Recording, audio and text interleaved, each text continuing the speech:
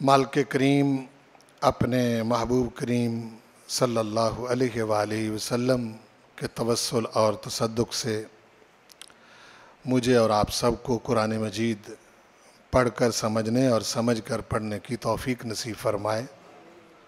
اپنے محبوب پاک محمد مصطفیٰ صلی اللہ علیہ وآلہ وسلم کی غلامی، محبت، اطاعت اور اتباع میں زندہ رکھے، اسی پر ہم سب کو موت نصیب کرے اور زندگی بھر بے ادبی اور گستاخی سے محفوظ رکھے۔ یا ایھا الذین آمنو، یہ آیت نمبر سورۃ التغابن کی 14 ہے۔ یا ایھا الذین آمنو، اے ایمان والو، ان من ازواجکم، بے شک تمہارے بعض ازواج میں نے معنی اس لیے کیا کہ ازواج میں مرد بھی شامل ہیں اور عورتیں بھی شامل ہیں۔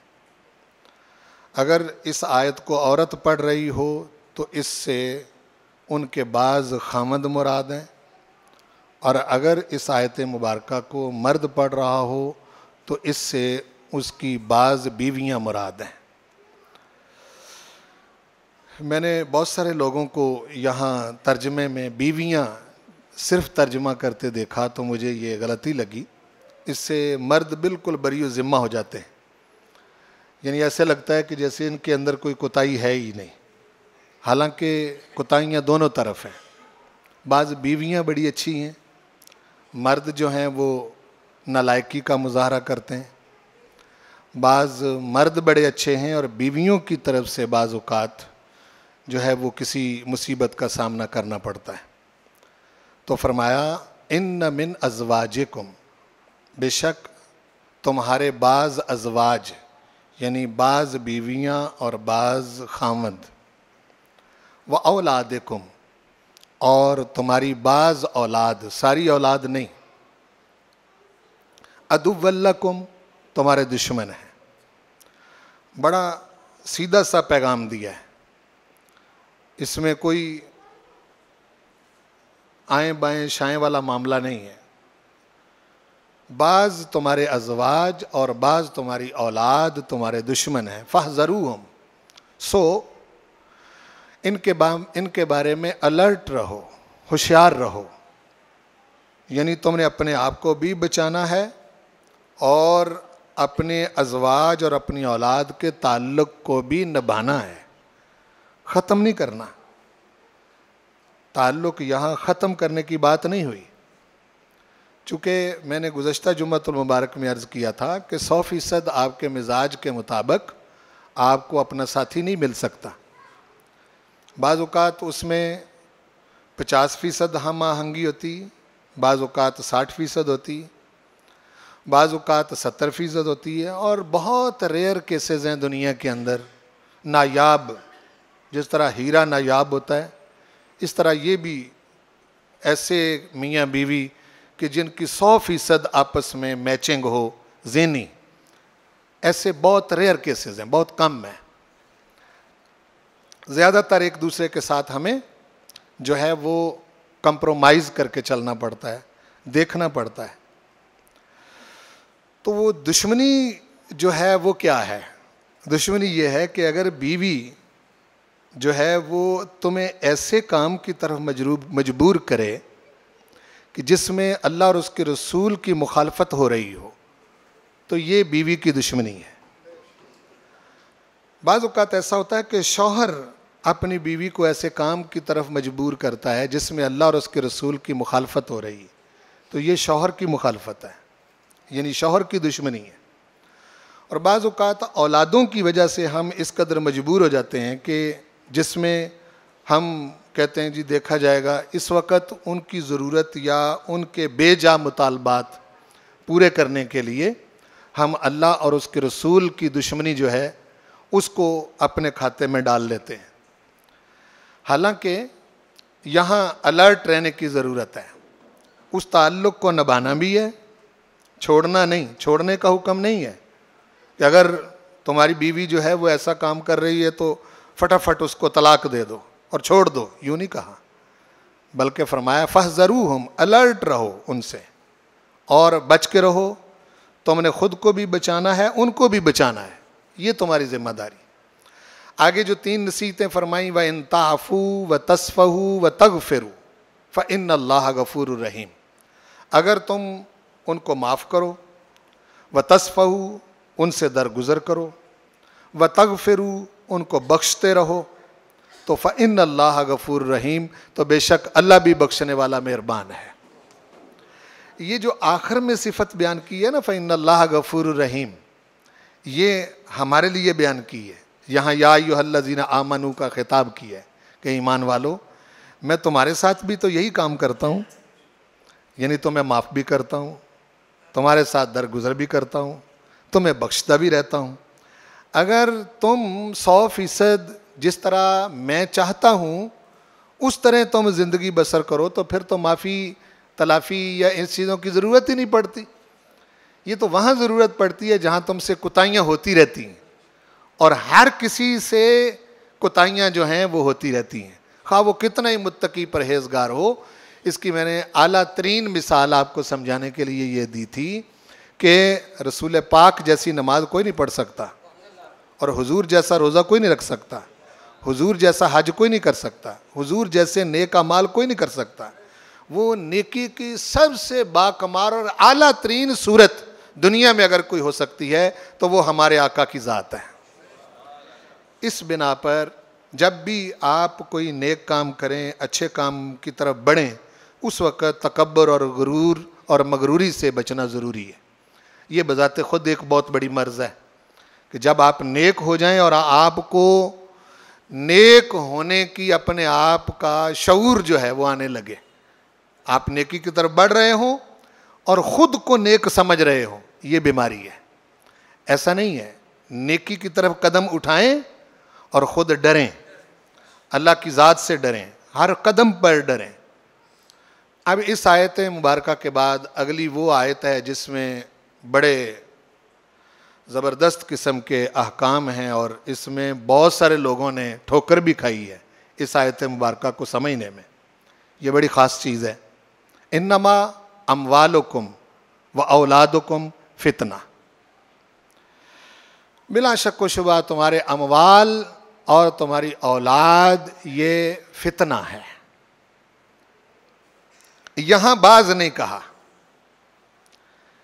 پچھلی آیت میں یہ کہا تھا من ازواجکم، تمہارے بعض ازواج، و اولادکم اور تمہاری بعض اولاد وہ تمہارے دشمن ہیں. یہاں یہ بات نہیں کی. یہاں فرمایا مطلق علی الاطلاق کا انما اموالکم، بلا شک و شبہ تمہارے اموال، و اولادکم اور تمہاری اولاد. مال کسی صورت میں بھی ہو، اولاد کسی صورت میں بھی ہو، بہر صورت ہر صورت میں جو ہے وہ اولاد اور مال جو ہیں وہ فتنہ ہے. اب فتنے کا ایک معنی وہ ہے جو پنجابی اور اردو زبان میں ہے، جس میں مسئلہ بنتا ہے. چونکہ ہماری زبان میں فتنہ ایک بہت غلط سی چیز ہے. ہم کسی آدمی کو کہتے ہیں یہ بڑا فتنے باز ہے، تو اس میں ہم اس شخص کے بارے میں یہ بیان کرتے ہیں کہ یہ بڑا فسادی ہے، فتنے پیدا کرتا ہے. عربی زبان کی نزاکت کو سمجھنے کے لیے، کیونکہ اب جب تک ہم اس کو نہیں جانتے، قرآن مجید اب اردو میں تو نازل نہیں نہ ہوا، پنجابی میں تو نازل نہیں ہوا، ہم اس کی اصل روح، اصل زبان میں سمجھیں گے کہ فتنہ کس کو کہتے ہیں. فتنہ جو ہے عربی زبان میں کبھی بھی ان معنوں میں استعمال نہیں ہوا جن معنوں میں ہمارے اردو اور پنجابی زبان میں استعمال ہوتا ہے، کبھی بھی نہیں ہوا. بلکہ آپ جتنی مرضی ڈکشنریاں اٹھا کے دیکھیں، لغات اٹھا کے دیکھیں تو آپ کو پتہ چلے گا کہ الفتنہ، تو فتنہ کیا ہے؟ فتنہ جو ہے یہ آزمائش ہے. کیا ہے؟ آزمائش. اولاد ہر وقت آزمائش بنی رہتی ہے. یہ ماں باپ سمجھ سکتے ہیں، جو ماں باپ بن گئے ان کو معلوم ہوتا ہے. اچھا، بعض اوقات بچے بالکل ٹھیک ٹھیک چل رہے ہوتے ہیں، یعنی جس طرح باپ چل رہا ہوتا ہے اسی طریقے سے چل رہے ہوتے ہیں، اس میں بھی آزمائش ہوتی ہے. ہر حال اولاد کا جو ہے وہ آزمائش کی صورت میں گزرتا ہے.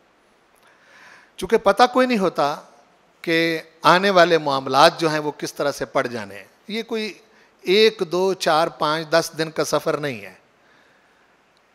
یہ جو بچوں والا سفر ہے یہ بڑا لمبا سفر ہے, بلکہ میرے خیال میں انسان کی زندگی ختم ہو جاتی ہے اور یہ والا سفر جو ہے یہ تمام نہیں ہوتا. جب شروع ہوتا ہے تو پھر یہ لمبا چلتا ہے. بعض اوقات بچپن اچھا گزر جاتا ہے, جب لڑکپن اولاد کا گزرتا ہے, وہ بچیاں ہوں یا بچے ہوں, اس وقت بہت ساری چیزیں سامنے آتی ہیں.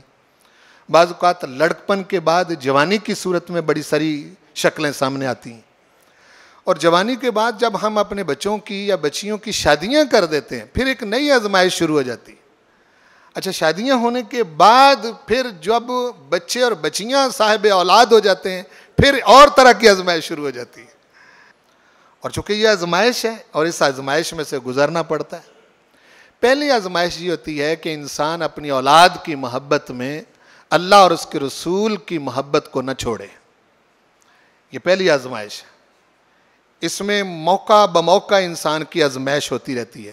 یہ جتنے بھی آپ کو رشوت خور نظر آتے ہیں یا حرام مال کمانے کے ذرائع آپ کو نظر آتے ہیں یا جتنے بھی ناجائز ذرائع ہیں مال کمانے کے, یہ زیادہ تر اولاد اور اپنی فیملی کی محبت میں انسان ان کو اختیار کرتا ہے.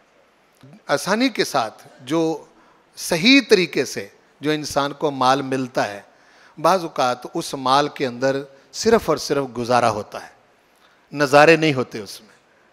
اور یہ مجھ سے زیادہ آپ سمجھتے ہیں جو کاروباری لوگ ہیں کہ اگر بالکل ایمانداری کے ساتھ معاملات کیے جائیں تو وہاں انسان جو ہے وہ گزارے میں سے صرف گزرتا ہے. اور پھر ارد گرد کی جو مطلب یہ ہے کہ چمک دمک انسان جب دیکھتا ہے تو پریشان ہوتا ہے, اور اس وقت اس کے ذہن میں طرح طرح کے خیالات آتے ہیں.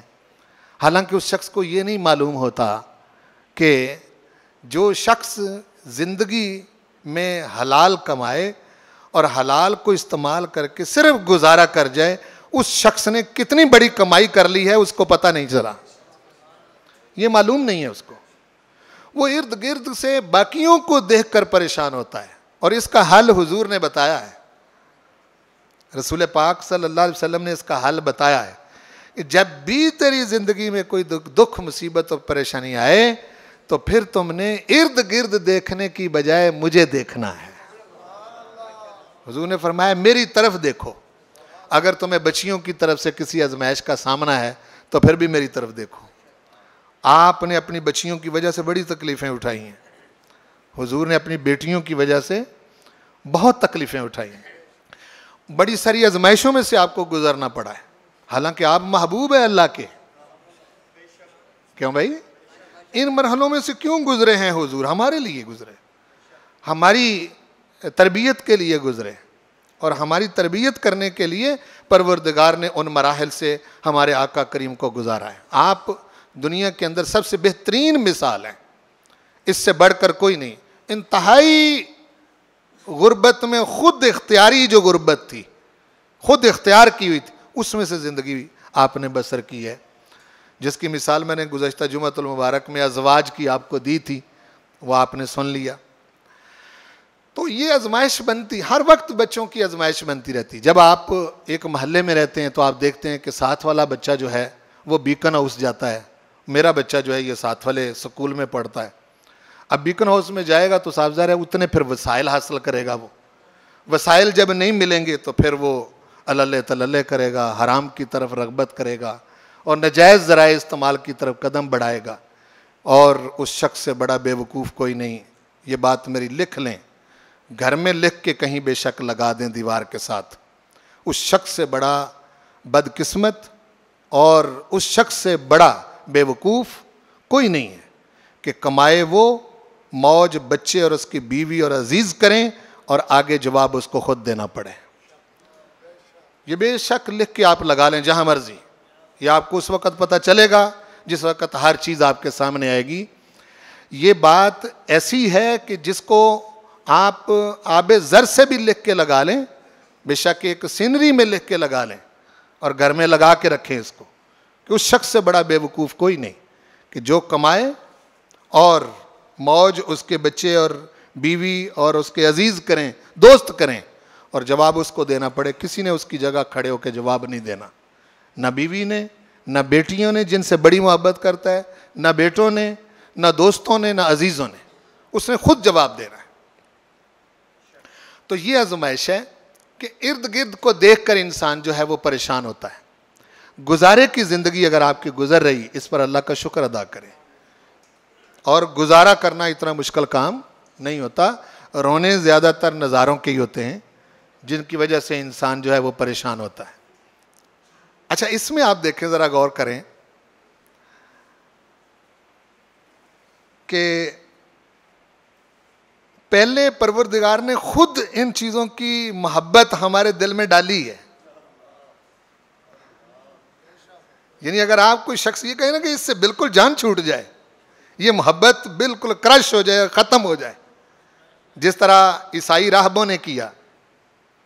عیسائی راہب بچے چھوڑ کر جنگلوں میں نکل گئے, ہاں جی, اولادیں چھوڑ کر جنگلوں کی طرف نکل گئے, بیویاں چھوڑ کر جنگلوں کی طرف نکل گئے, ماں باپ کو بڑھاپے میں چھوڑ کر جنگلوں کی طرف نکل گئے رب کو ڈھونڈنے کے لیے. ہاں جی, ہمارے آقا کریم صلی اللہ علیہ وسلم نے ہم کو یہ سبق نہیں دیا. اور بڑا پیارا جملہ ہے, علامہ اقبال کا ایک مصرع ہے, وہ کہتے ہیں از کلید دین در دنیا کشاد. حضور کی وہ صفت کرتے ہوئے ذکر کرتے ہیں, اور یہ جملہ بہت خاص ہے. از کلید دین در دنیا کشاد. حضور کا کمال یہ ہے کہ آپ نے دین کی چابی لگا کر دنیا کا دروازہ کھولا ہے. دین کی چابی کے ساتھ دنیا کا دروازہ کھولا. یعنی اگر آپ اپنے بچوں سے محبت کرتے ہیں اور جائز محبت میں ہیں, اس کا بھی پروردگار نے اجر رکھا ہے. سمجھ رہے ہیں میری بات کو یا نہیں؟ اپنی بیوی کے ساتھ اگر آپ محبت کرتے ہیں اور جائز محبت کرتے ہیں, اس کا بھی پروردگار نے اجر رکھا ہے. ایک مرتبہ میں اپنے مرشد کریم کے پاس بیٹھا ہوا تھا, تو بات چھڑ گئی اس طرح کی. تو پوچھا کہ جی اپنی بیوی کے ساتھ بیٹھنا, اس کو خوش کرنا, اس کے ساتھ خوش گپیاں کرنا, ہاں جی, کیا اس کا بھی کوئی اجر ہے؟ تو آپ نے فرمایا کہ اگر زنا کرے تو اس کا عذاب ہے. میں نے کہا جی بالکل, وہ تو سزا ہے بہت بڑی. فرمایا اگر اس کا عذاب ہے تو اس کا ثواب ہے. اس کا ثواب ہے تو اس کا ثواب ہے. بعض اوقات میاں بیوی بھی اس غلط فہمی میں مبتلا رہتے ہیں. ان کو ایک دوسرے کی ضرورت ہوتی ہے, اور بیوی اتنی نیک بن جاتی, وہ نمازیں پڑھنا شروع کر دیتی, اور وہ یہ سمجھ رہی ہوتی ہے کہ نمازیں عبادت ہیں. حالانکہ اس وقت اپنے شوہر کے پاس بیٹھ کر اس کی دل جوئی کرنا نماز سے بھی بڑی عبادت ہوتی ہے. میری بات کو فالو کریں میں کیا کہہ رہا ہوں. اور جس وقت بعض اوقات شوہر بڑا نیک بن جاتا ہے, ہاں جی, نہ تسبیح چھوڑتا ہے نہ مصلی چھوڑتا ہے, گھر میں بھی پہنچ جائے وہاں بھی وہ اسی سلسلے کو قائم رکھتا ہے. وہ ٹھیک ہے, تسبیح مصلی کا میں کوئی مخالف نہیں ہوں, لیکن میں آپ کو حضور علیہ الصلوۃ والسلام کا دین سمجھا رہا ہوں کہ آپ صلی اللہ علیہ وآلہ وسلم کا کمال یہ ہے کہ اپنی بیوی نکاح کے ساتھ جو اپنی زوجیت میں آپ لائے ہیں, اللہ کے بندو, اس کے ساتھ اچھے طریقے سے زوجیت کو نبھانا, اس سے بڑی نیکی کوئی نہیں ہے. یہ کس اعلیٰ درجے کا دین ہے جس کو سمجھنے کی ضرورت ہے. اور عام طور پر ہم اس کو نیکی سمجھتے ہی نہیں ہیں. ہمارے نزدیک نیکی جو ہے وہ اور قسم کا مفہوم ہے جس کو ہم سمجھے بیٹھے ہیں. تو فرمایا کہ یہ تمہارے اموال اور اولاد یہ آزمائش ہیں. پہلے محبت ڈالی ہمارے دل میں, مال کی محبت بھی ڈالی. مال کی محبت میں جو کچھ ہم کر گزرتے ہیں, الا مان والحفیظ, ہاں جی, نہ بھائی چھوڑتے ہیں, نہ باپ چھوڑتے ہیں, نہ عزیز چھوڑتے ہیں, نہ کوئی تعلق دیکھتے ہیں. بس مال کی محبت میں ہر ایک تعلق کو ہم کرش کر دیتے ہیں اور بھول جاتے ہیں, حتیٰ کہ عزیز از جان پیارے رشتوں کو قتل تک کر دیتے ہیں مال کی محبت میں. یہ ہماری صورتحال ہے. اور اولاد ہے, اولاد کی خاطر بھی ہم بڑا کچھ کرتے ہیں, بہنوں بھائیوں کو چھوڑ دیتے ہیں. آپ نے بہت بہن اور بھائی کبھی ان کے اندر سے ہوا بھی نہیں گزرتی تھی, اتنی محبت تھی. اپنے بچے ہوئے تو ان کی محبت میں باقی سب گئے. حالانکہ اپنے اپنے لیول پر سب تعلقات کو نبھانا یہ دین ہے. یہ نہیں ہے کہ آپ ایک کی محبت میں باقی سب کو ترک کر دیں اور چھوڑ دیں. کوشش کریں. ہاں آپ کی وجہ ناراضگی نفس نہیں ہونا چاہیے, اپنی ذات نہیں ہونی چاہیے, اپنا گھر اور قبیلہ نہیں ہونا چاہیے. وجہ عداوت اگر کبھی ہو کسی سے تو وہ اللہ اور اس کے رسول کی ذات ہونی چاہیے, اس کا آپ کو فائدہ بھی ہے. اور اگر پروردگار اور حضور کریم صلی اللہ علیہ وسلم کی ذات وجہ تعلق ہو تو پھر تعلق توڑنے کا بھی ثواب ہے, تعلق جوڑنے کا بھی ثواب ہے. کبھی تعلق توڑنا پڑتا ہے لیکن وجہ حضور ہوں, کبھی تعلق جوڑنا پڑتا ہے وجہ حضور ہوں, جوڑنے کا بھی اجر ہے, توڑنے کا بھی اجر ہے. یہ دونوں وجہ جو ہیں یہ قائم ہونی چاہیے. تو فرمایا تمہارے اموال اور تمہاری اولاد آزمائش ہیں, ہر وقت تم آزمائش میں ہو, آزمائش میں رہو گے, ہر وقت تمہیں آزمایا جائے گا ان کی وجہ سے. واللہ عندہ اجر عظیم. انسان اپنی بقا چاہتا ہے کسی نہ کسی شکل میں, یہ انسان کی کمزوری ہے. ایک تو اس کو یہ پتا ہے کہ میں نے نہیں رہنا, یہ ہر کسی کو معلوم ہے, مجھے بھی معلوم ہے, آپ کو بھی معلوم ہے کہ لیکن پھر بھی یہ اپنے پیچھے اپنے آپ کو باقی رکھنا چاہتا ہے. یہ تمنا اس کے اندر سے نکل نہیں سکتی کسی نہ کسی شکل میں.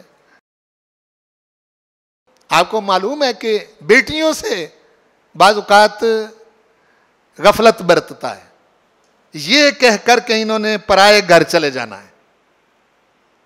یعنی ان کو اپنی بقا کی وجہ نہیں سمجھتا, حالانکہ غور کرتا تو رسول کریم صلی اللہ علیہ وسلم کی اپنی ذات کی جو نسلی بقا ہے وہ آپ کی بیٹی پاک سے ہوئی ہے. بعض اوقات یہ سمجھتا ہے اور کہتا ہے کہ جی یہ بس انہوں نے جی دوسرے گھر چلے جانا ہے, اور غفلت برتتا ہے, اس قدر ان پر توجہ نہیں دیتا, اور بلکہ مختلف طریقوں سے اپنے رسم و رواج میں بڑا سارا استحصال کرتا ہے بیٹیوں کا. اتنا استحصال کرتا ہے کہ پھر بعد میں دعائیں بھی کرتا ہے, نمازیں بھی پڑھتا ہے, لیکن نہ کوئی دعا سنی جاتی ہے نہ کوئی نماز قبول ہوتی ہے. وجہ کیا ہے؟ آپ نے حق مارا ہوا ہے بیٹی کا, بہن کا حق مارا ہوا ہے, بیوی کا حق مارا ہوا ہے, ماں کا حق مارا ہوا ہے. سب کچھ آپ کے پاس ہے لیکن آپ دینا نہیں چاہتے. وجہ یہ ہے کہ آپ یہ کہتے ہیں کہ اگر میں نے بیٹی کو دے دیا یہ تو دوسروں کے گھر چلا گیا. آپ کو اس سے کیا پتا ہے؟ پروردگار نے جہاں وراثت کے حصوں کا ذکر کیا ہے وہاں یہ بات ذکر کی ہے. یہ جو آپ سوچتے ہیں وہ کیا بات ہے جو چوتھے پارے میں پروردگار نے ارشاد فرمائی؟ وہ یہ فرمائی کہ تمہیں تو پتہ ہی نہیں کہ تمہارے لیے فائدہ مند کون ہے. ایہم اقرب لکم نفعا, تمہارے مر جانے کے بعد تمہیں بیٹیوں نے زیادہ فائدہ دینا ہے یا بیٹوں نے زیادہ فائدہ دینا ہے یہ تو تمہیں پتہ ہی نہیں ہے, یہ تو تمہیں علم ہی نہیں ہے. اور اکثر و بیشتر ایسا ہوتا ہے جن کو نظر انداز کیا ہوتا ہے وہی زیادہ کام آتی ہیں. ہاں جی, جن کا حق مارا ہوتا ہے, جن کو چھینا ہوتا ہے. بعض اوقات بیٹے لالچ میں آ جاتے ہیں. میں نے ایسے بدبختوں کو دیکھا ہے جو باپ کو گالیاں دیتے ہیں اور زندگی میں ہی مطالبے کرتے پھرتے ہیں, زندگی میں دو ہمارا حق دو. کئی کیس میرے پاس اس طرح کے آئے, میں نے کون سا حق ہے تمہارا بھائی؟ بیٹا اگر زندگی میں ہی مطالبہ کر بیٹھا ہے دو جی ہمارا حق ہمیں دو, کون سا حق ہے تمہارا؟ کہاں سے لے کے آئے ہو تم اپنا حق؟ تمہارا حق بنتا ہی نہیں. تم کیسے نالائق بیٹے ہو کہ زندگی میں ہی اپنے باپ کو تنگ کرنا شروع کر دیا ہے, ہمارا حق دو. ابھی تو تمہارا حق شروع ہی نہیں ہوا. وہ سن رہے میری بات کو یا نہیں؟ تمہارا حق کہاں آ گیا؟ تمہارا حق اگر اس باپ کی کوئی جائیداد ہے, مال ہے, دکانیں ہیں, کوئی فیکٹری ہے, کوئی کھیت ہیں, کوئی زمین ہے, کوئی پلاٹ ہیں, تمہارا حق کہاں سے آ گیا؟ تمہیں علم ہی نہیں, یہ سمجھایا ہی نہیں نا ہم نے. مسئلہ یہ ہے گھر میں یہ تربیت ہی نہیں کی, صرف یہ سکھایا ہے کہ سوٹ کس طرح کے پہننے, یہ سکھایا ہے جوتے کس طرح کے پہننے, یہ سکھایا ہے کہ فلاں سے تم نے بنا کے رکھنی ہے, فلاں سے تم نے بگاڑ کے رکھنی ہے. زہر ہم گھولتے رہتے ہیں اپنے بچوں کے ذہن میں، لیکن کبھی قرآن مجید کا وہ حصہ ہم نے سکھایا ہی نہیں. حق تو شروع ہی نہیں ہوتا. باپ اپنی زندگی میں کچھ بھی اپنے بچوں کو دینے کا ذمہ دار نہیں ہے، بالکل نہیں ہے. یہ بڑے کھلے لفظوں میں آپ سے بات کر رہا ہوں. کوئی بیٹی، کوئی بیٹا، کوئی حصے دار زندگی میں اپنے باپ سے مطالبہ ہی نہیں کر سکتے شرعی طور پر کہ وہ یہ کہیں کہ جی ہمارا حق ہمیں دو. حق تمہارا کہاں سے آ گیا بھائی؟ ہاں جی، ابھی تو حق شروع ہی نہیں ہوتا. وراثت شروع ہوتی ہے موت سے. کہاں سے شروع ہوتی؟ بولو. میں آپ کا ہی تحفظ کر رہا ہوں، اب تو بولو بھائی. ہاں جی، یہاں بہت سارے بچے بیٹھے ہوئے ہیں، آپ کا ہی تحفظ کر رہا ہوں. یہ زندگی میں جو مطالبہ ہوتا ہے یہ اولاد نہیں کر سکتی.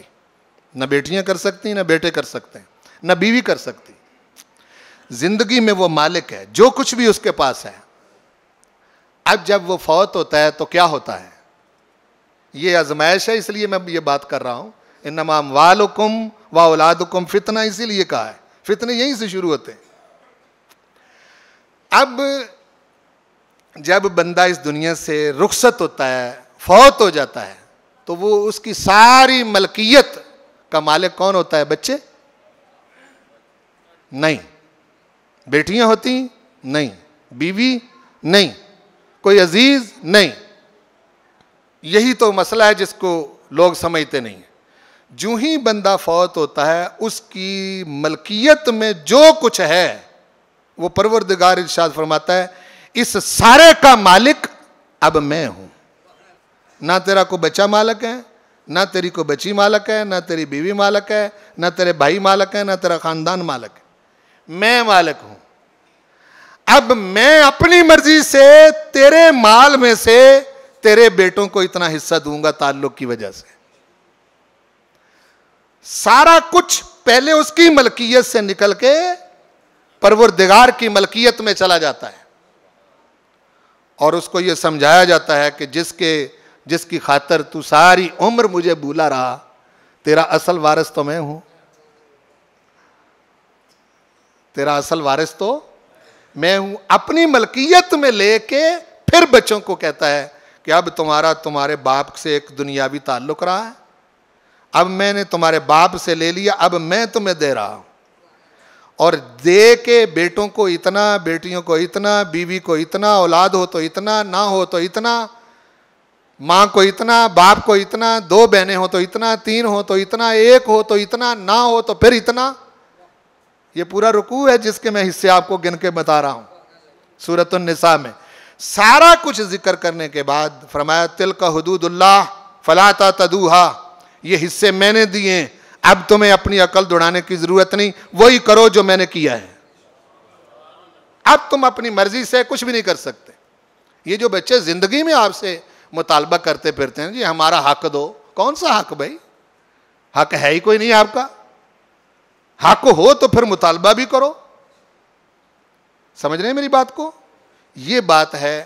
اسی وجہ سے پھر، اور ہم بھی چونکہ ہم نے خود بھی نہیں جانا ہوتا اور ہم زندگی میں ہی جمع تفریق شروع کر دیتے. اور آپ فرمایا کرتے تھے، اپنے اصحاب سے بھی کہا کرتے تھے کہ تمہارے 2 دن نہیں گزرنے چاہیے وصیت کے بغیر کہ تم اپنی وصیت لکھ کے اپنے بچوں میں چھوڑ جاؤ. 2 دن بھی نہیں گزرنے چاہیے. اور ہمارے سال ہا سال گزر جاتے ہیں، ہم کبھی اس پر توجہ نہیں دیتے. وہ کیا ہوتا ہے کہ ہمارے پاس ہوتا ہے جتنا کچھ ہم جانتے ہیں اس کو ہمارے علم میں ہوتا ہے، تو ہمیں معلوم تو ہوتا ہے کہ یہ ہمارے بعد میں وارث بنیں گے. اس حساب سے بڑے انصاف کے ساتھ تم نے ان حصوں کو متعین کر کے وصیت جو ہے وہ کر دینی ہے.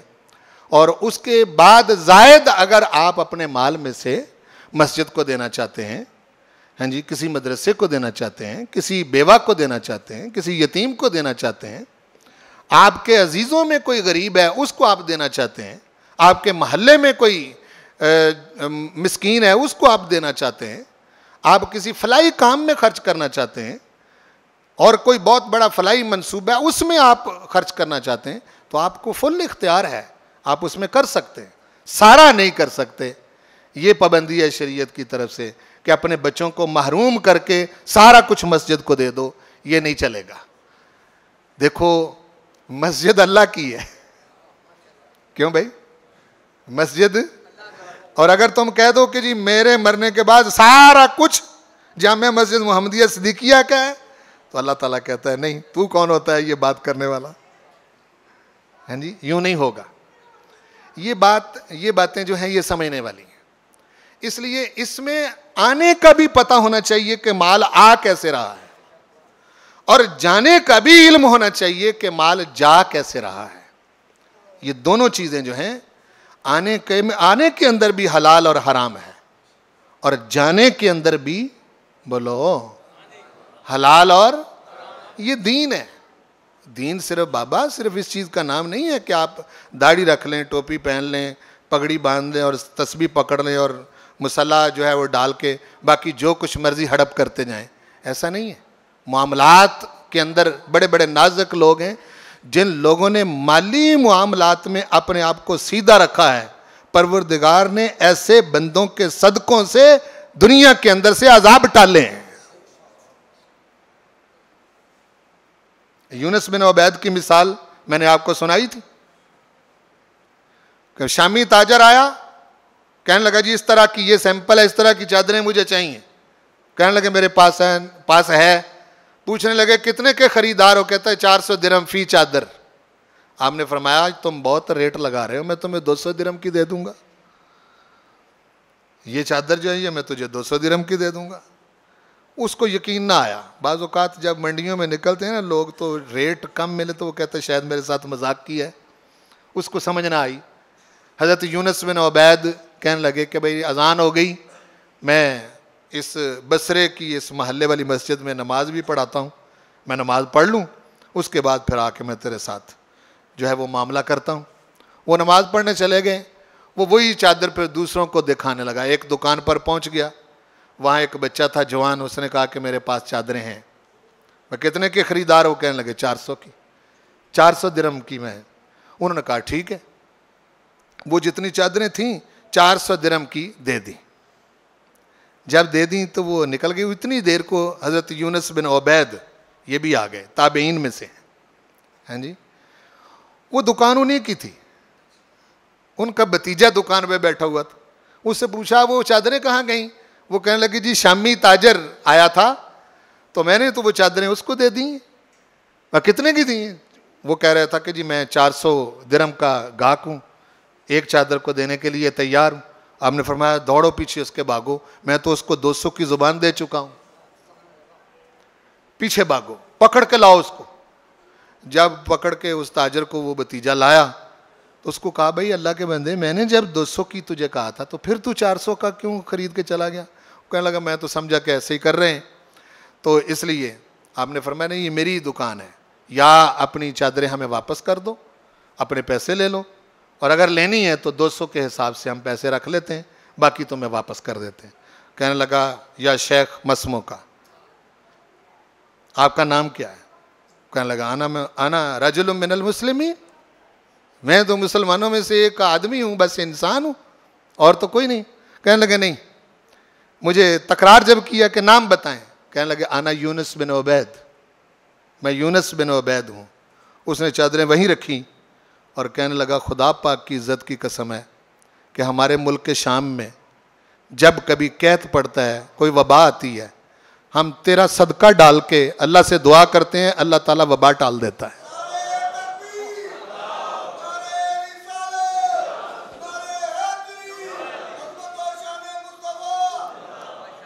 غور کریں آپ، کیا کیا اس نے؟ سودا ہی کیا۔ اس وقت کوئی تسبیح پکڑی ہوئی، کوئی مصلی ڈالا ہوا ہے، اس وقت کوئی عبادت میں مشغول ہے بندہ، ہم سمجھ نہیں رہے ہوتے۔ جس وقت آپ اپنی دکان پر بیٹھے ہیں اور اگر آپ حضور کے امتی ہیں اس وقت بھی آپ عبادت میں ہیں۔ آپ کسی سیٹ پر بیٹھے ہیں، کسی منصب پر ہیں، اس وقت بھی آپ حضور کے امتی ہیں۔ آپ کسی عہدے پر بیٹھے ہوئے ہیں، منصب دار ہیں، اس وقت بھی آپ حضور کے ہی امتی ہیں۔ جائز نجائز آپ کے ساتھ جڑا ہوا ہے۔ اور کیسے لوگ ہیں یہ دیکھیں، اپنا ہی سودا کر رہے ہیں۔ جس وقت سودا کر رہا ہوتا ہے بندہ، اس وقت کوئی اس نے مطلب یہ ہے کہ کوئی اللہ اللہ کر رہا ہوتا ہے. اس وقت یہ کہتے جی اتنے کی ہے, وہ کہتا ہے نہیں اتنے کی ہے, میں اتنے کی دوں گا, نہیں جی میں اتنے کی لوں گا. یہی باتیں ہو رہی ہوتی ہیں. کیوں بھائی؟ اور اگر ایمانداری کا مطالبہ کرے تو یہ لوگ ہیں جن کے اگر دنیا کے عذاب ٹل سکتے ہیں تو اللہ کے بندو یہی لوگ ہیں جن سے آخرت کے عذاب بھی ٹلتے ہیں. ہاں جی, صرف یہ ہے کہ ہم نے یہ دیکھنا ہوتا ہے ہم کر کیا رہے ہیں, کہاں کھڑے ہیں. جو معاملہ ہمارا اپنا, یہی میں واقعہ آپ کو پھر سنا دیتا ہوں. حضرت یونس بن عبید کا ہی واقعہ ہے. کوئی شخص آیا تو وہ کہنے لگا کہ جی فلاں قسم کا کپڑا مجھے چاہیے. آپ نے فرمایا ہاں ہمارے پاس ہے, بیٹھو. وہ بیٹھ گیا. آپ نے اپنے ایک وہ جو آگے رکھا ہوتا ہے سیلز مین, ہاں جی, اس کو کہا فلاں گٹھڑی کھول کے لاؤ. سنو بڑی نازک بات ہے. وہ گٹھڑی پکڑ کے لایا. اس نے گٹھڑی کھولی اور ساتھ ہی کہا سبحان اللہ. کیا کہا؟ سبحان اللہ. آپ نے اسی وقت گٹھڑی پکڑ لی یونس بن عبید, گٹھڑی کو گانٹ دے دی. گاہک کو کہا بھئی ہم نہیں بیچنا چاہتے.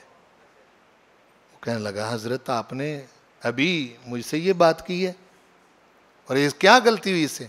فرمایا اس بے وقوف کو یہ نہیں پتا سبحان اللہ کہنا ہے اس نے تو جا کے مسجد میں کہے.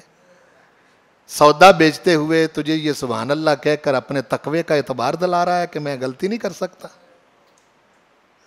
ہاں جی, یعنی تجھے اپنے تقوی, یہ دیکھے نہیں آپ نے دکان بازار جاؤ آگے بابے بٹھائے ہوئے تھے تسبیح پکڑا کے, اور بھائی دکانداروں پر نہیں بٹھائے ہوئے ہیں جی, نہیں تو آپ چکر لگا کے آئیں آپ کو پتہ چل جائے گا. ہیں جی, سر پہ ٹوپی پہنائی ہوئی اور جو ہے وہ داڑھی رکھوائی ہوئی, ہاتھ میں تسبیح پکڑائی ہوئی. وہ باہر سمجھا تھا یہ بندے بڑے متقی ہیں, بڑے پرہیزگار ہیں جی, بڑے اچھے لوگ ہیں. وہ اندر جب جاتے ہیں تو پھر وہ چھرا نکال لیتے ہیں, جتنا پھر سکتا ہے پھیرتے ہیں. ہیں جی, یہ دکانداری ہے. دیکھو گٹھڑی بند کر دی. کہنے لگا کہ نہیں اس نے غلطی کی ہے, میرے سیلز مین نے غلطی کی ہے, یہ مقام نہیں تھا یہاں سبحان اللہ کہنے کا. اس نے یہ کہہ کے تمہیں یہ یقین دلایا کہ ہم اللہ والے ہیں, تسبیح کرتے ہیں, اللہ کا ذکر کرتے ہیں, ہم تمہارے ساتھ, تجھے تیرا حق چھینا ہے اس نے. تو تکرار کر سکتا تھا اپنے سودے کے ساتھ, لیکن اس کی سبحان اللہ سن کے اب تو چپ کر جائے گا کہ بندہ بڑا پرہیزگار ہے, اب کیا بات کروں. سودا کرتے ہوئے انسان کا تکرار ہوتا ہے نا لین دین میں, بولو نا بھائی, ہوتا ہے. وہ اس نے تیرا رستہ بند کیا ہے سبحان اللہ کہہ کے, اس لیے ہم نے اب سودا نہیں دیا, پھر کسی وقت آ جانا. نہیں دیا سودا. کیسے لوگ تھے یہ؟ حضرت یونس بن عبید ہیں, کام اپنا ہی کر رہے ہیں, تجارت ہی کر رہے ہیں, ہیں جی, لیکن فتنے سے بچ رہے ہیں, آزمائش میں پورا اتر رہے ہیں. اپنے اپنے مقام پر آپ ہر جگہ پر کام کر رہے ہیں. کسی کو تھوڑا فائدہ ہو رہا ہے, کسی کو زیادہ ہو رہا ہے. ہاں جی, لیکن اس مقام پر آپ نے دیکھنا یہ ہے کہ میں کھڑا کہاں ہوں تو میں امتی حضور کا. میرا معاملہ بر صغیر کے اندر جہاں صوفیاء کے ذریعے لوگوں نے کلمہ پڑھا ہے, یہاں آنے والے عرب تاجروں کی ایمانداری دیکھ کر بھی انہوں نے کلمہ پڑھا ہے. صرف صوفیاء کا نہیں, صرف علماء کا نہیں. کردار ہوتے ہیں جہاں انسان زندگی کے اندر زندگی بسر کرتا ہے, وہاں دیکھتا ہے کہ معاملات کیسے ہیں. ہم بعض اوقات بڑے نیک ہوتے ہیں لیکن اپنے رشتوں کے اندر انتہائی کمزور ہوتے ہیں, ظالم ہوتے ہیں, زیادتیاں کرتے ہیں, اور اس کے بعد ہم پھر بھی نیک کے نیک. یہ چیز جو ہے یہ سمجھنے والی ہے. تو اللہ پاک نے ارشاد فرمایا کہ تمہارے پاس نہ تمہاری اولاد نہ تمہارا اموال, اس میں سے کسی شے نے نہیں رہنا. یہ بات آگے کی ہے. یہ جو اگلی آیت ہے, آیت کو اس کے مفہوم میں سمجھنا ضروری ہے. واللہ عندہ اجر عظیم کیوں کہا اس آیت کے اینڈ پر؟ کہ اللہ کے پاس اجر عظیم ہے. یہ اس لیے کہا کہ تمہارے اموال جن کو تم اپنی بقا کا ضامن سمجھ رہے ہو کہ میرے پاس مال ہے, میرے بعد اس مال کی وجہ سے میرا نام رہے گا, اللہ فرما رہا ہے نہیں رہے گا. وَأَوْلَادُكُمْ, میرے بچوں کی وجہ سے میرا نام رہے گا, پروردگار ارشاد فرما رہا ہے نہیں رہے گا. تو اپنے نام کی یاد رکھتا ہے؟ اس کا تو تجربہ تو 2 منٹ کے اندر اپنے اندر کر سکتا ہے. یہ 500,000 کا مجمع ہے. پوچھیں آپ کے ابا جی کا کیا نام ہے، بتائیں گے لوگ. دادا جی کا کیا نام ہے، بتا دیں گے. پر دادا جی کا کیا نام ہے، 50% رہ جائیں گے. پر دادا جی کے والد صاحب کا کیا نام ہے؟ تھے تو وہ تمہارے ہی باپ دادا نا. کیوں بھائی؟ کسی نے زندہ رکھا؟ شیخ عبد القادر جیلانی کا نام کیوں لیتے ہیں لوگ؟ ان کا پوتا یہاں کہاں بیٹھا ہوا ہے؟ بولو نا. امام غزالی کا کیوں نام لیتے ہیں؟ قائد اعظم محمد علی جناح کا نام کیوں لوگ لے رہے ہیں؟ علامہ اقبال کا نام کیوں لے رہے ہیں؟ حضور داتا گنج بخش علی اجویری کا نام کیوں لے رہے ہیں؟ بابا فرید الدین گنج شکر کا نام کیوں لے رہے ہیں؟ بہاؤالدین زکریا ملتانی کا نام کیوں لے رہے ہیں؟ خواجہ معین الدین چشتی اجمیری کا نام کیوں لے رہے ہیں لوگ؟ ان کی اولاد یہاں بیٹھی ہوئی ہے. بولو نا بھائی. اولادوں کی وجہ سے نہیں نام ہوتے، نہ مالوں کی وجہ سے نام ہوتے ہیں. کچھ اپنے آپ کو قربان کرنا پڑتا ہے. کوئی اپنی قربانی دینی پڑتی، اپنی زندگی کے اندر کچھ کرنا پڑتا ہے. آپ کے اپنے بچے آپ کا نام زندہ نہیں رکھیں گے، باقیوں کو کیا تکلیف پڑی ہوئی ہے آپ کا نام زندہ رکھنے کی؟ باقی لوگ کیسے زندہ رکھیں گے؟ اور اگر آپ نے کوئی ایسا کام کیا، مال تھا، مال خرچ کر دیا، اولاد تھی، اولاد کو خرچ کر دیا. کیا کہا میں نے؟ اولاد کو خرچ کر دیا. مال، اولاد، سب کچھ آپ نے اللہ اور اس کے رسول کی رضا کی خاطر اگر لگا دیا تو پھر صرف آپ کے بچے نہیں، پھر دنیا بھی آپ کا نام لے گی. 4 دانگے عالم میں آپ کا نام گونجے گا. یہ جو معاملات ہوتے ہیں یہ اپنے والدین کی طرف سے سارے کوئی نہیں لے کے آتا. پتہ کسی کو کچھ نہیں ہوتا کہ کیا بن جانا ہے. نیت اچھی رکھو، ذہن اونچا رکھو، فکر کے اندر صفائی رکھو. اللہ تعالیٰ کامیابی نصیب فرمائے.